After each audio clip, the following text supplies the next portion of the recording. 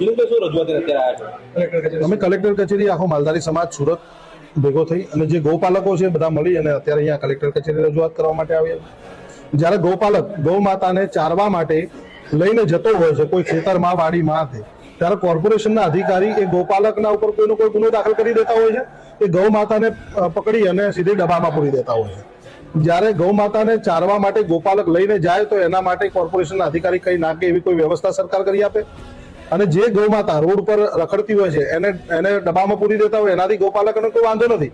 પણ જે દૂધણી ગાય હોય છે એના દંડ લઈ અને ગૌ માતાને છૂટી કરે, એના વાછરુઓ ઘરે મરી જતા હોય છે. દંડ સ્વીકારી અને ગૌ માતાને છૂટી કરે. આજે 4-4 મહિનાથી ગૌ માતાઓ ડબ્બાના અંદર કોઈ ખાવાની વ્યવસ્થા નથી, પાણીની વ્યવસ્થા નથી. રોજની 20-20 ગાયો ડબ્બાના અંદર મરતી હોય એવા અમારી પાસે એવિડન્સ પુરાવા છે. તો કાં તો એરાય ખવડાવે કાં તો ગૌ માતાને છૂટી કરે, જેનાથી ગૌપાલકો ખવડાવે.